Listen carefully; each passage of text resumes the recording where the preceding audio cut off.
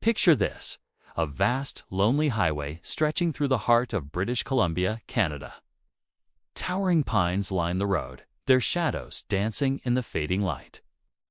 This is Highway 16, a 724-kilometer stretch known for its breathtaking scenery. But over the last 5 decades, it has earned a much more sinister name: the Highway of Tears. This isn't a ghost story or a campfire tale. This is a real, ongoing tragedy. Since the late 1960s, dozens of people, mostly Indigenous women and girls, have vanished or been found murdered along this corridor and its connecting routes.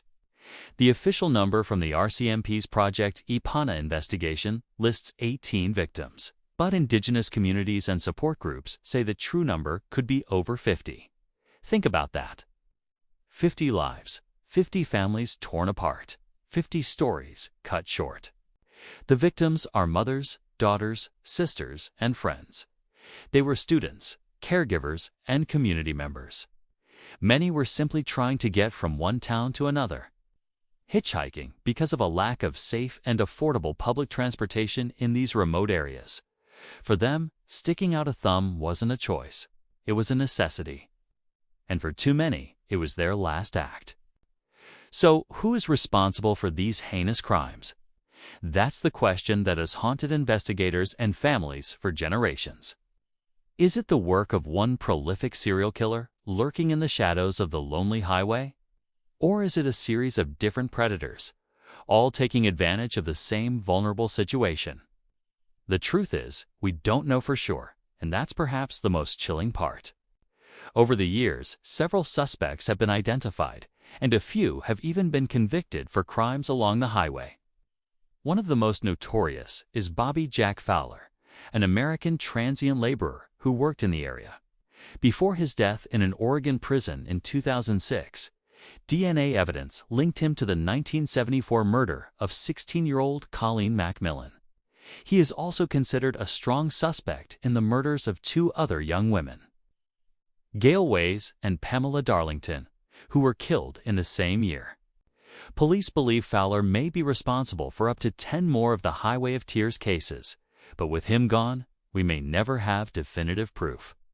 His method was brutal, and his transient lifestyle made him a ghost, hard to track and harder to catch. Then there's Cody Legibokoff.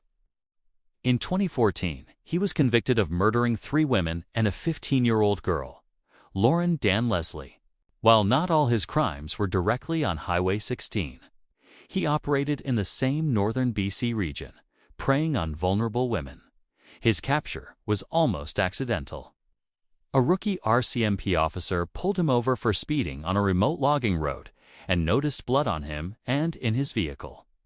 This stop led to the discovery of Lauren Leslie's body and unraveled his string of murders. At just 24, Legibokoff became one of Canada's youngest convicted serial killers. It makes you wonder how many others like him are out there, still driving these roads. But focusing only on convicted killers might be missing the bigger picture. Many experts and community leaders believe the Highway of Tears isn't the hunting ground of just 1 or 2 monsters. They argue that it represents a much larger systemic problem. Decades of poverty, racism, and social marginalization have created a climate where Indigenous women and girls are disproportionately targeted, and their cases are often not given the attention they deserve. The disappearances began as a slow trickle. In 1969, 26-year-old Gloria Moody was last seen leaving a pub in Williams Lake. Her body was found 10 days later in a cattle field. Over the next decade, the pattern continued. Young women, often hitchhiking, would vanish without a trace. Monica Ignas, just 14 years old, disappeared in 1974. Alberta Williams in 1989. Ramona Wilson in 1994. The list goes on and on, a heartbreaking roll call of stolen futures. For the families, the pain is a constant presence. Imagine your loved one walking out the door and simply never coming back. Imagine years, even decades, of not knowing if they are alive or dead, suffering or at peace. It's a special kind of torment. They hold vigils, they put up posters, they walk the highway, and they plead for answers that never seem to come. Their resilience is incredible, but their burden is unimaginable. The sheer geography of the area is a huge challenge for law enforcement. We're talking about hundreds of kilometers of highway flanked by dense, unforgiving wilderness. It's a place where evidence can be swallowed by nature in a matter of hours, and a body can remain hidden for years if it's ever found at all. The population is sparse, and witnesses are few and far between. A predator can pick someone up, drive 4 miles without seeing another soul, and disappear into a maze of logging roads. In response to the crisis, there have been some changes. Project Ipana was formed in 2005 to investigate the unsolved murders and disappearances. The government has funded some shuttle bus services to provide safer transportation options. Billboards with pictures of the missing and warnings against hitchhiking now line the highway. These are important steps, but many argue they are not enough. The root causes of poverty and lack of opportunity that force people to hitchhike in the first place still remain.